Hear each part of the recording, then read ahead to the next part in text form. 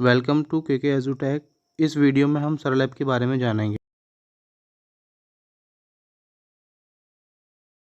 कहा कि अपडेट किया जा चुका है। तो नए ऐप को डाउनलोड करने के लिए यह लिंक आपके BODCT द्वारा आपको उपलब्ध कराया जाएगा 14 नवंबर तक। तो कृपया यह सुनिश्चित कर लीजिएगा कि यह लिंक आपको प्राप्त होते ही आप सरल ऐप अपने फोन पर डाउनलोड कर लें। इसके लिए आप पुराना सरल ऐप पहले अपने फोन से डिलीट करके नया सरल ऐप डाउनलोड कर लें। अभी हम जो आगे आपको प्रक्रिया जो पहले समझाएंगे वो पहले के प्रक्रिया से थोड़ी अलग है, तो इसको ध्यान पूर्वक देखें और समझे। इसमें हमने 3 और स्टेप जोड़े हैं जो पहले से अलग है। तो पहले जो हमारी प्रक्रिया थी वो तो चलेगी ही, पर उस प्रक्रिया में हमने अभी 3 और स्टेप जोड़े हैं। तो इन स्टेप्स को हम पहले आपको बताएंगे और फिर बाकी की प्रक्रिया हम आपको बाद में समझाएंगे। तो इन स्टेप्स को आप ध्यान पूर्वक देखें क्योंकि हम पहली बार समझा रहे हैं और इसको ध्यान से देखें, ध्यान से समझें।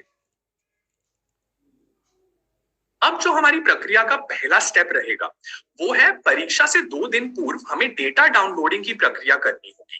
तो ये छात्र डेटा डाउनलोड करना एक आवश्यक स्टेप है इस आकलन को सफलतापूर्वक पूर्ण करने के लिए। तो आप इसके लिए क्या करेंगे, आप इसके लिए सबसे पहले अपने BODCT द्वारा जो आपको लॉगिन क्रेडेंशियल्स उपलब्ध कराए गए हैं उससे आप नए सरल ऐप पर लॉगिन करके सरल ऐप को खोलेंगे।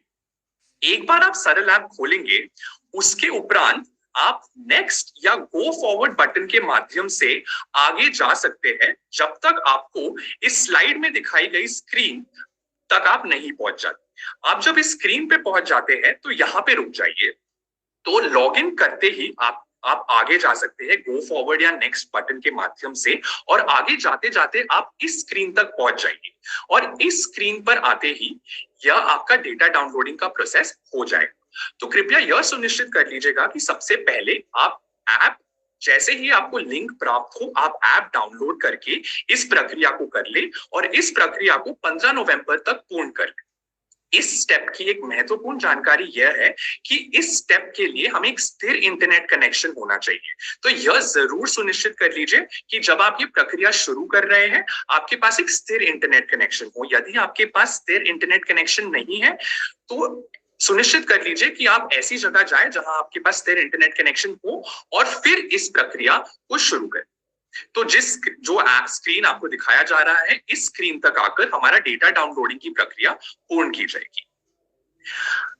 जैसे कि आप इस स्क्रीन पर देख सकते हैं, हम शुरुआती स्क्रीन से लेकर आप जब ऐप खोलेंगे उसके आगे जाकर जो आपको क्लास सेक्शन का स्क्रीन दिखेगा जो हमारी दूसरी स्क्रीन होगी, हमारी तीसरी स्क्रीन होगी जो छात्र सूची सरल 9 अंकीय सरल आईडी के साथ जो आपको दिखाई जा रही है स्क्रीन नंबर 3 वो दिखेगी।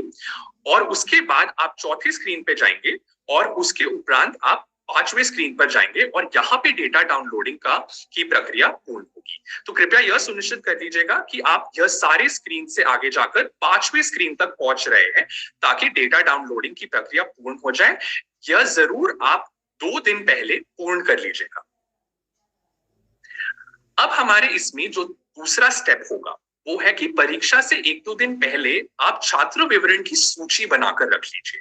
जैसा कि आपको पहले भी बताया गया है कि ऐप में आप इस पेज तक जब आएंगे जहां पे आपको छात्र के नाम के साथ उनकी 9 अंकीय सरल आईडी आएगी, उसके आप एक सूची बना के रख ले अपने रजिस्टर या डायरी में असेसमेंट से 1-2 दिन पहले, ताकि असेसमेंट वाले दिन जब आप यह OMR शीट में कक्षा 1 से 3 के लिए शिक्षक जब ये भर रहे हैं या कक्षा 4 से 8 के लिए जब आप छात्रों को यह सरल आईडी बता रहे हैं उसमें आपको कोई भी बाधा ना आए, उसके लिए आप पहले से एक सूची बनाकर रख ले ताकि OMR शीट भरने में आकलन वाले दिन कोई भी बाधा ना आए। तो इस स्क्रीन पर जैसे कि आप देख सकते हैं इस स्क्रीन पर छात्र के नाम और उनकी सरल आईडी दी गई है। इसकी एक सूची आप पहले से अपने पास बनाकर रखें।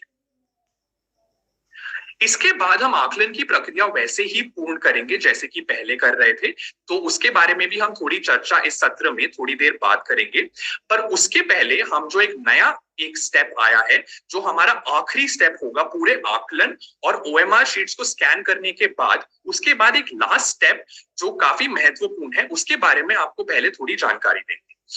तो यह प्रक्रिया हम तभी करेंगे जब मूल्यांकन पूर्ण हो जाए और ओएमआर शीट की स्कैनिंग की प्रक्रिया भी पूर्ण हो जाए। तो आप यह सुनिश्चित कर लीजिएगा सबसे पहले कि स्कूल में ही सभी स्कैनिंग पूर्ण कर रहे हैं आप। तो आप स्कूल में स्कैनिंग पूर्ण कर रहे हैं और जैसा कि आप इस स्क्रीन पर देख सकते हैं, जैसे जैसे आप स्कैन करते जाएंगे तो यहाँ पे जो हरे गोले में स्कैन स्टेटस नंबर आपको दिखाई दे रहा है, जो यहाँ पे 19 है, वो बढ़ता जाएगा जैसे जैसे आप एक एक शीट स्कैन करते जाएंगे। तो यह नंबर जो बढ़ रहा है, इसका यह अर्थ है कि यह सफलतापूर्वक सेव हो रहा है आपके फोन पर, लेकिन अभी तक यह सर्वर पर अपलोड नहीं हुआ है। तो ये स्कैन स्टेटस नंबर इसका अंकित करता है कि यह आपके यह स्कैन स्टेटस ये आपके पूरे फोन में सफलतापूर्वक सेव हो गया है। इस प्रक्रिया के दौरान, स्कैनिंग की प्रक्रिया के दौरान, यदि आपके स्कूल में स्थिर इंटरनेट कनेक्शन ना हो तो कोई चिंता ना करें, क्योंकि यह प्रक्रिया स्थिर इंटरनेट कनेक्शन के बिना भी जारी रख सकते हैं। तो सभी शीट स्कैनिंग करना आप जारी रखें, इसके लिए नेट कनेक्शन आवश्यक नहीं है। तो स्कैनिंग की प्रक्रिया आप स्कूल में ही पूर्ण कर ले और यह नंबर आपके स्कैन स्टेटस में बढ़ता रहेगा। इसका यह मतलब है कि यह पूरा आपके डेटा फोन में सेव हो रहा है, पर यह याद रखिएगा कि अभी तक ये सर्वर पर अपलोड नहीं हुआ है, इसके लिए आपको इंटरनेट कनेक्शन की जरूरत नहीं है। आगे वाले स्टेप्स ध्यान से समझिएगा। उसके बाद एक बार हमारी स्कैनिंग की प्रक्रिया पूर्ण हो गई है, उसके बाद सेव ऑल स्कैन बटन जो यहाँ पे आपको दिखाई दे रहा है हरे गोले में, वो सेव ऑल स्कैन बटन को अंत में क्लिक करना बहुत ही आवश्यक है।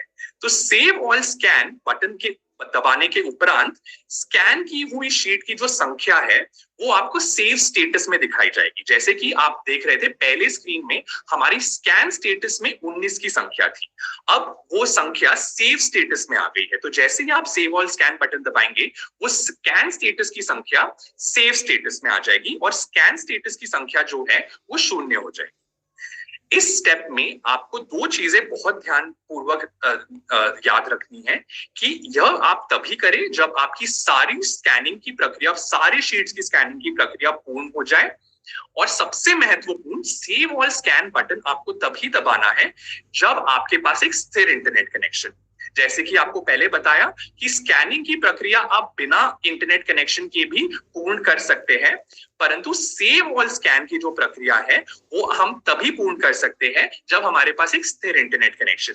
तो सेव ऑल स्कैन करने से पहले आप यह सुनिश्चित कर लीजिएगा कि आपके पास एक स्थिर इंटरनेट कनेक्शन हो।